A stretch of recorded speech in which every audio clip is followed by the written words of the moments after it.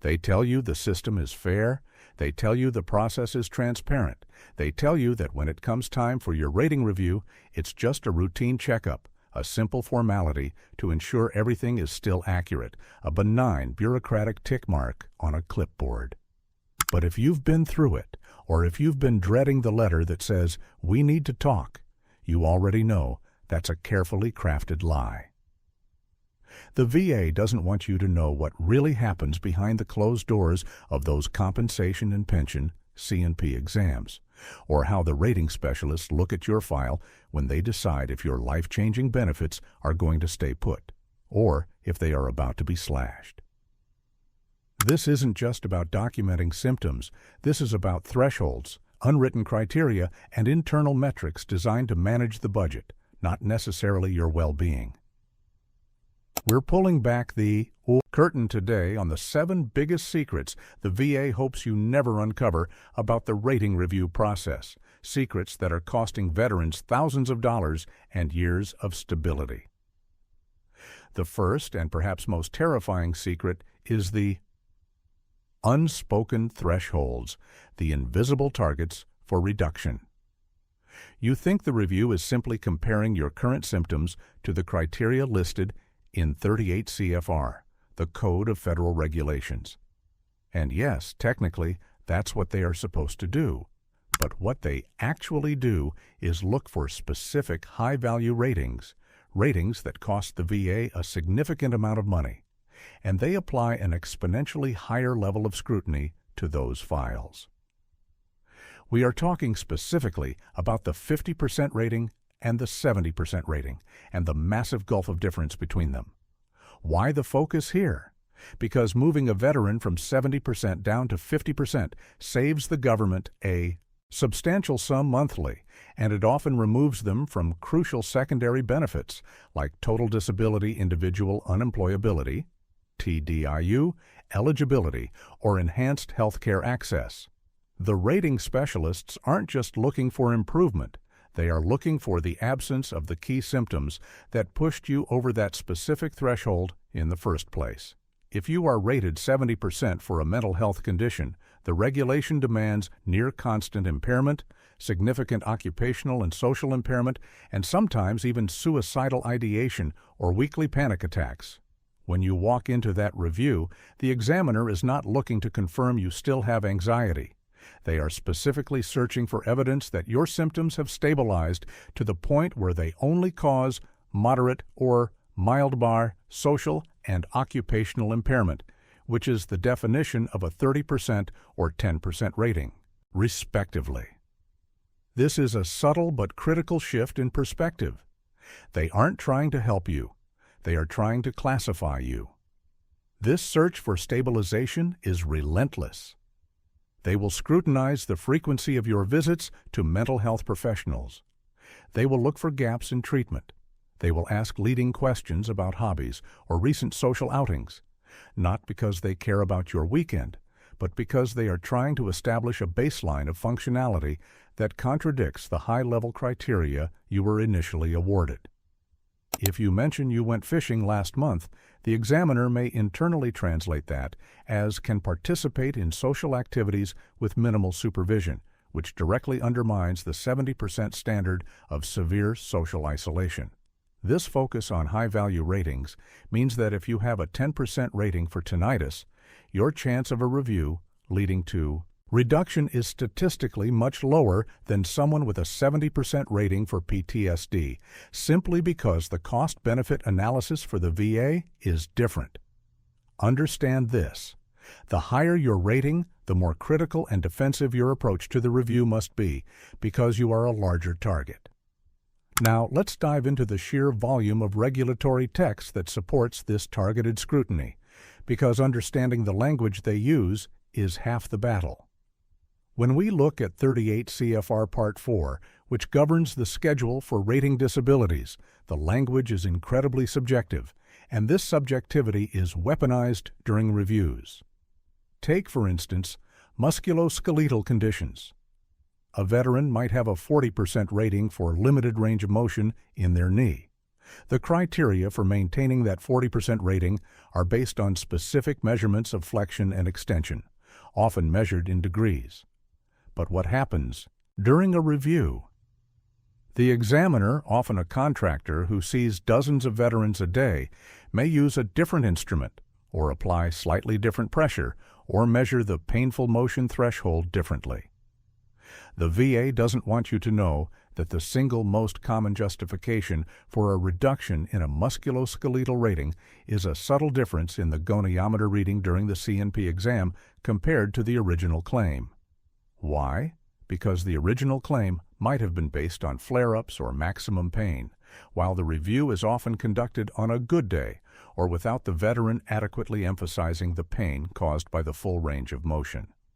The VA trains these examiners to look for effort, and if they perceive the veteran is exhibiting less than maximum effort, they document that. This documentation becomes the justification for reduction, even if the veteran is simply trying to avoid agonizing pain. The unspoken rule is, if you have a high-value rating, you must be meticulously prepared to articulate your worst day, not your average day, and certainly not your best day, because the VA will interpret any stability as improvement, and improvement translates directly into savings for them. The internal guidance provided to C&P examiners often emphasizes objective findings over subjective reports, especially when the rating is high.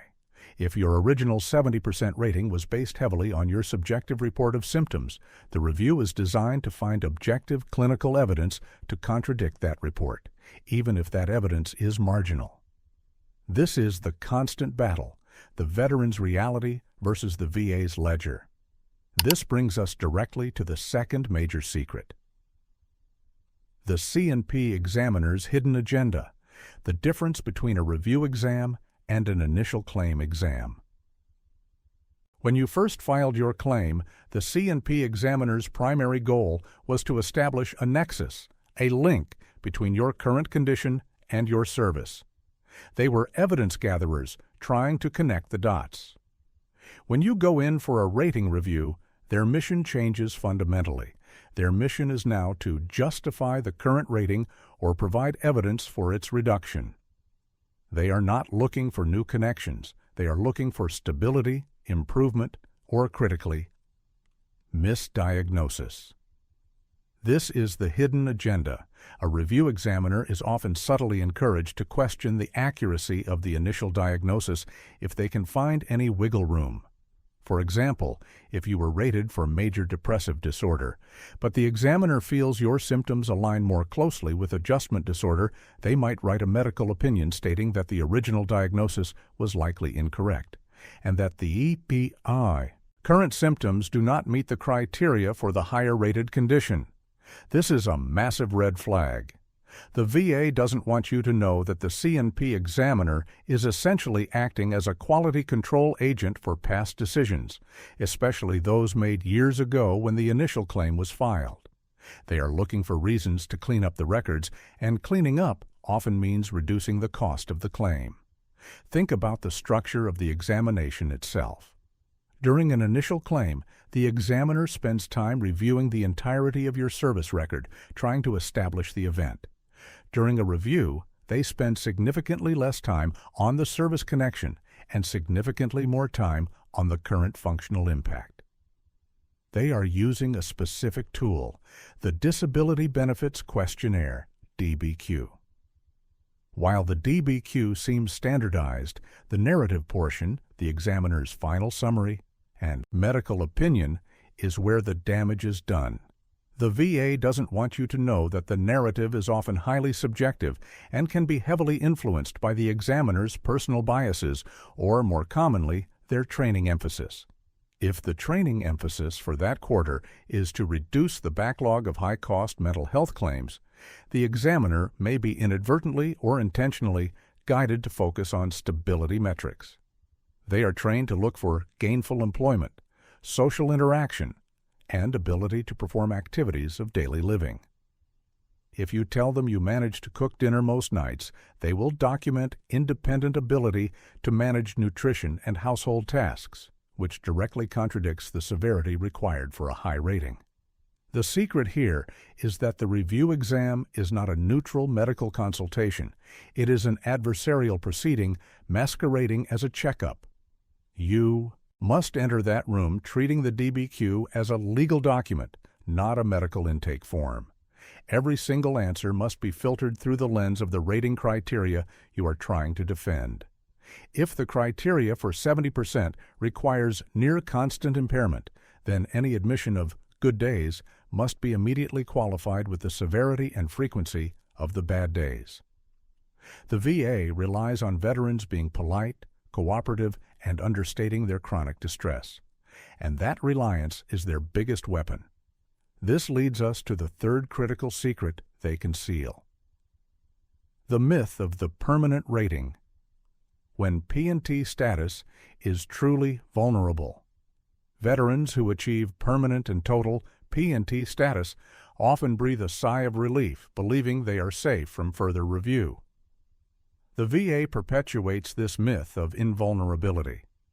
While it is true that P&T status significantly decreases the likelihood of routine re-examination, it does not make you immune. The VA doesn't want you to know that P&T status can be reviewed under specific, often obscured, conditions. The most common trigger for a P&T review is what they call a clear and unmistakable error in the original decision, or more frequently, CHOS, material improvement documented in non-VA medical records. If a veteran with P&T status seeks private treatment, perhaps for a new medication or therapy, and those private records are subsequently submitted to the VA for any reason, even for an unrelated claim, the VA claims processor is mandated to review those records for evidence that the P&T condition has stabilized or improved significantly. If your private psychiatrist writes, patient reports significant reduction in symptom severity since starting new treatment regimen, now able to maintain employment, that single sentence, even if it's an optimistic assessment, is ammunition for the VA to initiate a review of your permanent status. The VA is essentially waiting for you to provide them with the evidence they need to justify a reduction. Furthermore, P&T ratings are often reviewed when the veteran files a new claim for an unrelated condition.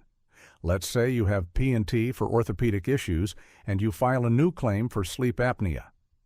When the VA processes the sleep apnea claim, the reviewer handling the file has access to all your records, including the P&T file.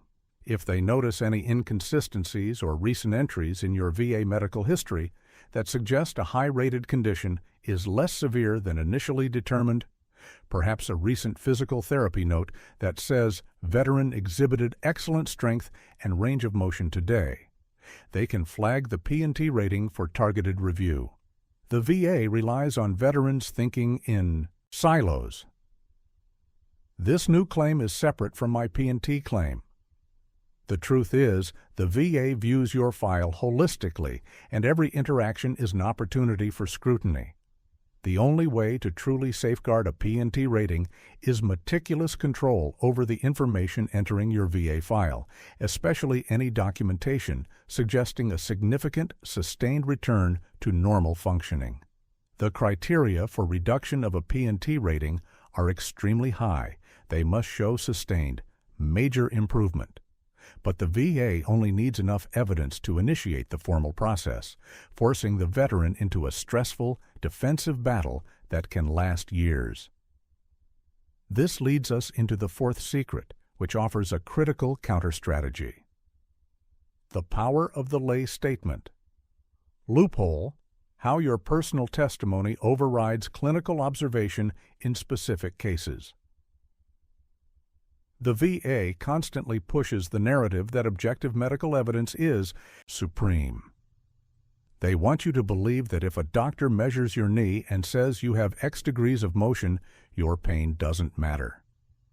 This is partially true, but there are specific areas, particularly chronic pain, mental health, and the fluctuating nature of certain systemic diseases, like fibromyalgia or migraines, where the veteran's subjective testimony, the lay statement, is legally mandated to be given significant weight, often overriding clinical observations made during a brief, isolated C&P exam.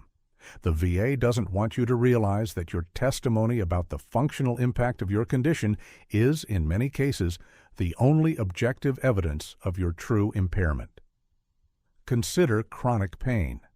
A C&P examiner might observe you walking into the clinic without a noticeable limp. They document this as ambulatory without assistance. However, your lay statement, provided before the review, details that you took 3 high-dose pain relievers that morning just to make the drive, and that the pain increases exponentially after 10 minutes of standing. The VA is legally required to consider the functional impairment caused by the pain, not just the observable motion.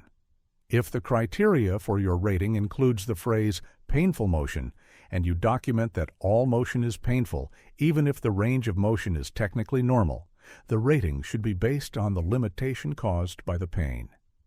The loophole is that the VA relies on veterans failing to submit detailed, contemporaneous lay statements that specifically address the functional impact. They hope you rely solely on the C&P exam, where you are under pressure and may forget to articulate the full scope of your distress. The secret is that a well-written, detailed lay statement submitted before the review acts as a protective shield. It frames the narrative and forces the examiner to address your claims directly. If the examiner ignores the lay statement detailing extreme functional limitation, their report can be successfully challenged as inadequate because they fail to consider all available evidence. This is especially true for fluctuating conditions. If you have migraines and you happen to be migraine-free on the day of the review, the lay statement detailing the frequency, duration, and prostrating nature of your attacks becomes the crucial evidence against reduction. The VA wants clinical certainty, the law demands consideration of chronic reality, and your lay statement is the only way to introduce that chronic reality into a single snapshot review. This is why veterans who meticulously document their symptoms and submit detailed personal statements, often supported by buddy statements, have a significantly higher success rate in defending their ratings than those who simply show up hoping for the best. We move now into the 5th, deeply frustrating secret. The internal VA metrics. Why some claims processors move faster or slower, the production quota system the VA denies. The VA publicly maintains that claims processors and rating specialists are solely focused on accuracy and adherence to regulations. They deny the existence of quotas or production metrics that incentivize speed over thoroughness. The reality is far more complex and driven by internal performance management. The VA doesn't want you to know that rating specialists are often measured on throughput, the number of claims they complete per month, and that this pressure influences the complexity of the decisions they are willing to make. A decision to reduce a rating is often faster and requires less documentation than a decision to increase a rating or maintain a high-value, complex rating. Why? Because a reduction, especially if based on a clear C&P exam finding, is often seen as cleaning up the file, which looks good on paper. This performance pressure creates a bias toward simplification. If a rating specialist sees a file that requires extensive research into historical records, complex application of multiple rating criteria, or a deep dive into conflicting medical opinions, they may subconsciously or consciously prioritize claims that offer a clearer, faster path to closure. A proposed reduction based on a single C&P exam that suggests improvement offers that clear path. The VA knows that the sheer volume of claims creates an environment where speed is prioritized, and speed often compromises the veteran's due process. Furthermore, different VA regional offices, VROs, have different internal cultures and backlogs, leading to massive disparities in how reviews are handled. A veteran in a VRO with a massive backlog might find their review rushed and their reduction based on minimal evidence, simply because the pressure to close files is overwhelming. Conversely, a VARO with a smaller workload might dedicate more time to ensuring accuracy. The VA does not want veterans comparing notes across state lines and realizing that the quality of their review is often determined by the internal political and administrative pressures of the specific office handling their case rather than a universal standard of fairness. The secret here is that the system is not a monolith. It is a decentralized bureaucracy driven by metrics. Understanding this allows the veteran to anticipate the shortcuts the reviewer might take and preemptively address them in their evidence submission. If you know they are looking for speed, you must provide clear, concise, and irrefutable evidence that makes the easy decision, reduction, impossible without significant regulatory violation. Let's delve deeper into the regulatory environment that allows this metric-driven behavior to flourish. The VA operates under the assumption of regularity, meaning that unless there is clear evidence to the contrary, the internal processes are presumed to be correct. When a rating specialist proposes a reduction, they are relying on the presumption that the C&P exam, which is a key piece of objective evidence, is accurate. If the veteran does not respond within the stipulated 60-day window, or if their response is weak, the reduction is finalized quickly, boosting the processor's completion metrics. The VA doesn't want veterans to realize that the moment they receive a proposed reduction letter, the clock isn't just counting down to a decision. It's counting down to a statistical win for the VRO. The speed of the finalization is directly tied to the processor's performance. Therefore, the veteran's most powerful tool against this metric-driven system is a robust, timely, and evidence-heavy response that forces the processor to slow down, review conflicting evidence, and potentially seek a supervisory review, which dramatically reduces the efficiency of the reduction decision. By making the reduction decision administratively difficult, the veteran is, ironically, protecting their rating.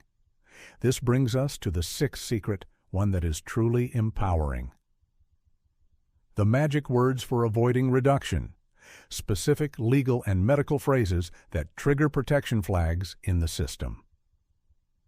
The VA rating system is a language-based system. Certain combinations of words and phrases derived directly from the rating schedule and case law act as administrative safeguards, signaling to the processor that the rating is legally defensible and should not be tampered with easily. The VA relies on veterans using layman's terms, which are easily misinterpreted or dismissed. The secret is to speak the VA's language. What are these magic words? They center around the concept of stability, permanence, and inability to work. If your condition is mental health related, simply saying, "I feel depressed," is insufficient.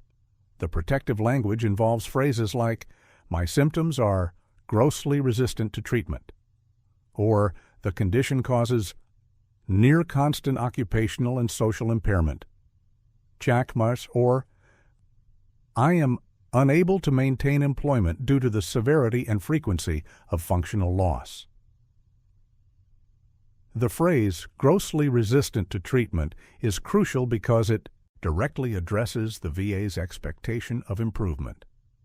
If the condition is documented as resistant to treatment, the justification for reduction, which is usually based on improvement, is undermined.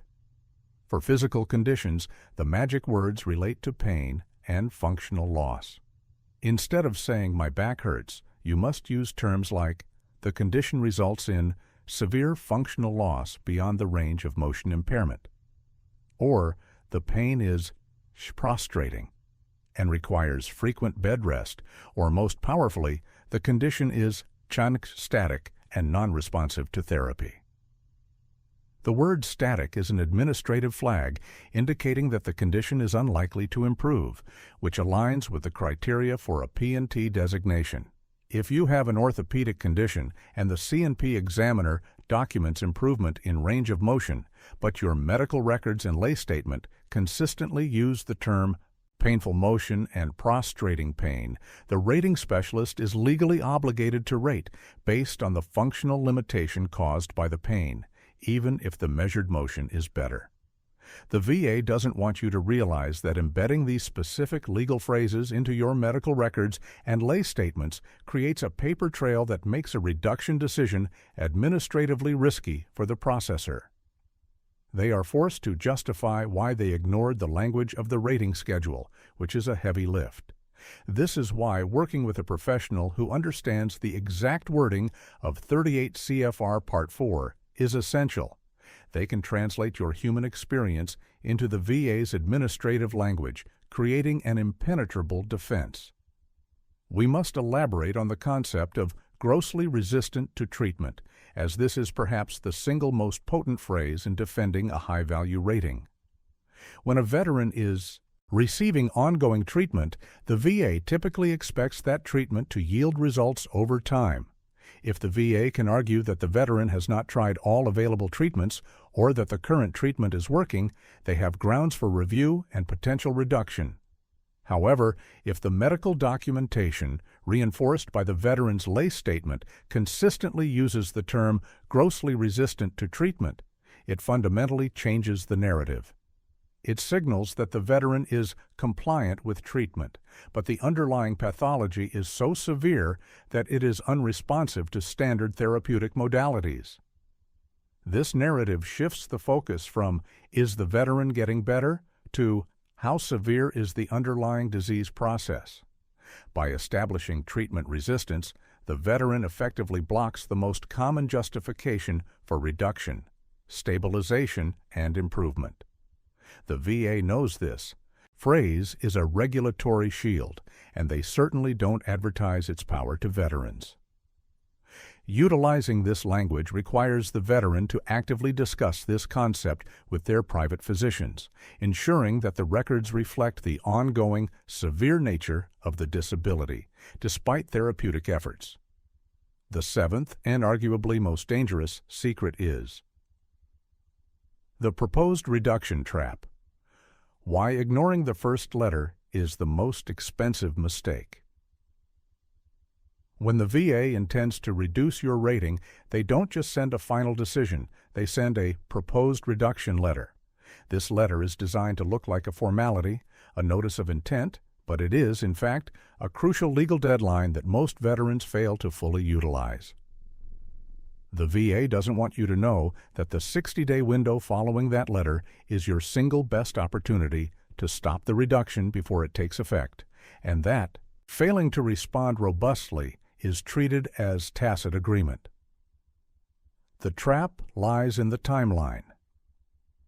Veterans often receive the letter, panic, and then spend weeks trying to gather new evidence or schedule new appointments, only to rush a weak response right before the deadline. The VA knows this psychological response. What they don't want you to know is that the 60-day period is explicitly designed for you to request a personal hearing before the decision is finalized. Requesting a hearing is one of the most powerful administrative tools available. It forces the VA to dedicate significant time and resources to your case, making the path of least resistance, reducing the rating, administratively burdensome.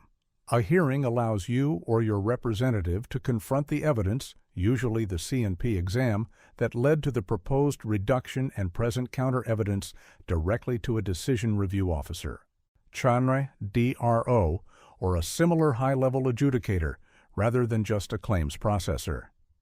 Furthermore, the VA hides the fact that during this 60-day window you have the right to submit any relevant evidence, including new private medical opinions that directly contradict the findings of the VA's C&P examiner. If the C&P examiner said your condition improved, you need a private doctor to write an opinion stating, "Based on my ongoing treatment of this veteran, the symptoms remain chronic, severe, and meet the criteria for insert rating level, and the isolated findings of the C&P exam do not reflect the veteran's sustained functional reality." Submitting this counter-opinion within the 60 days forces the VA to resolve the conflicting medical evidence, which often requires further review, delaying the reduction, and frequently leading to the proposed reduction being withdrawn due to insufficient justification. The veteran who ignores the 60-day window or submits a weak response is essentially handing the VA the victory. The VA relies on the veteran's confusion and stress during this period, hoping they miss the opportunity to force a predetermination hearing, which is the administrative choke point designed to protect the veteran. Let's expand on the administrative intricacies of the 60-day response, because this is where thousands of dollars are won or lost. When you receive the proposed reduction letter, the VA has already made a preliminary decision based on the evidence they have gathered, usually the C&P exam. The 60 days is not a negotiation period. It is a period of due process where the VA must allow the veteran to present evidence that directly refutes the preliminary finding. If the veteran requests a hearing, the VA cannot finalize the reduction until that hearing is held. This is a critical delaying tactic that buys the veteran time to gather the necessary evidence, which often takes longer than 60 days. Moreover, the VA doesn't want the veteran to realize that they can submit a request for a hearing and a request for an extension simultaneously, giving them even more time to build their defense. The response must not just be a request for a hearing, it must be a preliminary detailed refutation of the C&P exam findings. For instance, if the C&P examiner noted improvement in mobility, the veteran's response should immediately state, "I hereby request a predetermination hearing to contest the findings of the date C&P examination, specifically the assertion of improved mobility, which fails to account for the pain caused by full range of motion as documented in my lay statement dated date." This immediate, specific refutation places the burden of proof back on the VA and prevents the processor from simply moving forward with the reduction based on the initial evidence. The concept of the clear and unmistakable error is another administrative secret the VA keeps close to the vest, especially during review periods. While this term is usually applied to past decisions, the VA often looks for clear and unmistakable errors in the veteran's current file to justify a reduction. For example, if a veteran is rated for a condition that has a specific diagnostic code, but the VA reviewer believes the condition actually meets the criteria for a lower-rated diagnostic code, they may use this as justification for reduction, claiming the original rating was based on an erroneous application of the schedule. The VA doesn't want the veteran to understand that they have the right to challenge the diagnostic code itself.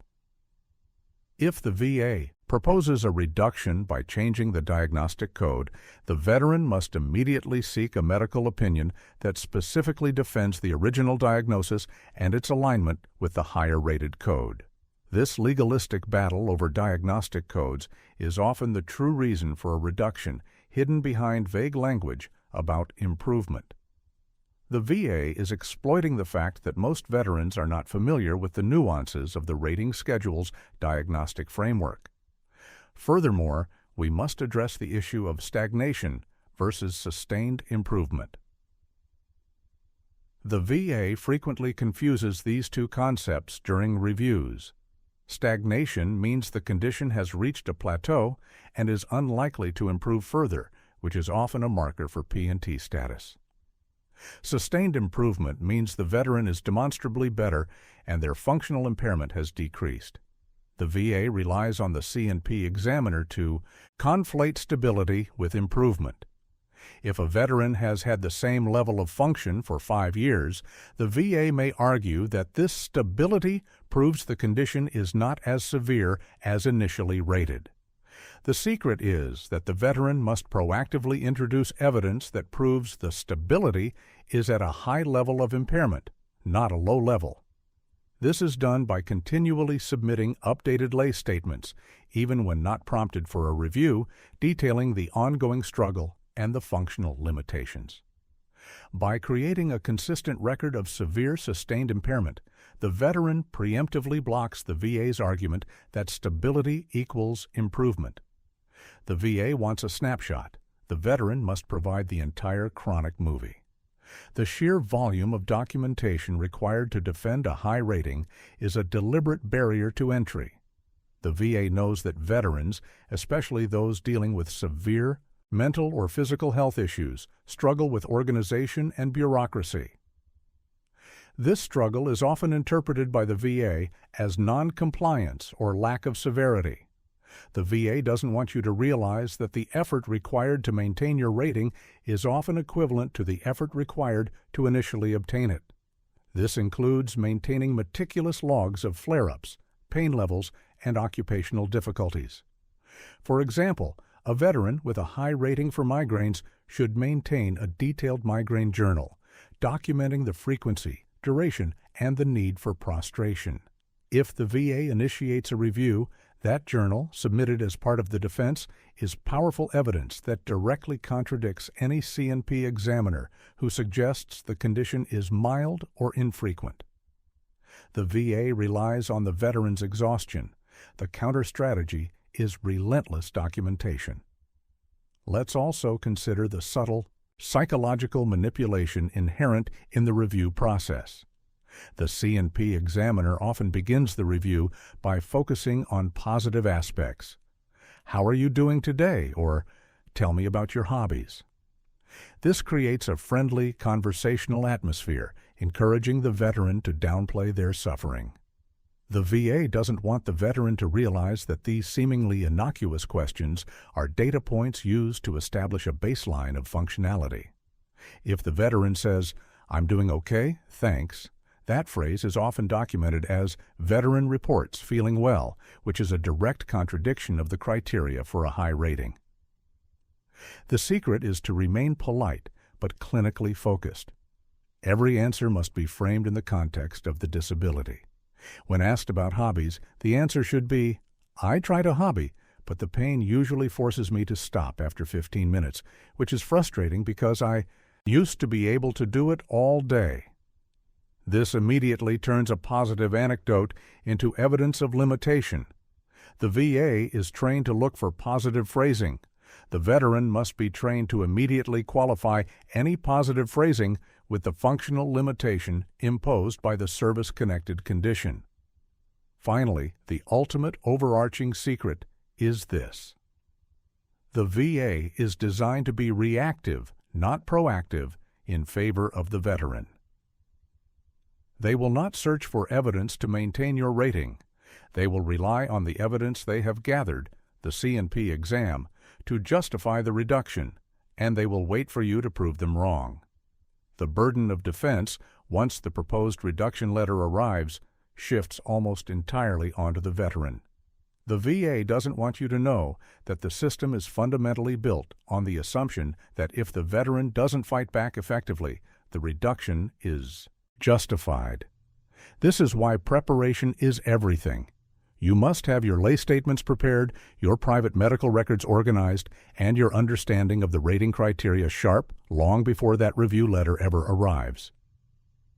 You must treat every rating review, even those for conditions you believe are stable, as a potential threat to your financial and medical security. The truth is, the VA rating review is not a routine checkup. It is an audit designed to manage risk and contain costs. They are looking for reasons to save money, and your high-value rating is a target. The thresholds are invisible, the examiner's agendas are hidden, and the permanence of your P&T status is conditional. But you now know the counter-strategies. You must speak the VA's legal language, you must harness the power of detailed lay statements, and you must recognize the proposed reduction letter as a 60-day administrative battleground where a proactive, evidence-heavy response is the only path to victory. Do not rely on their fairness. Rely on your preparation.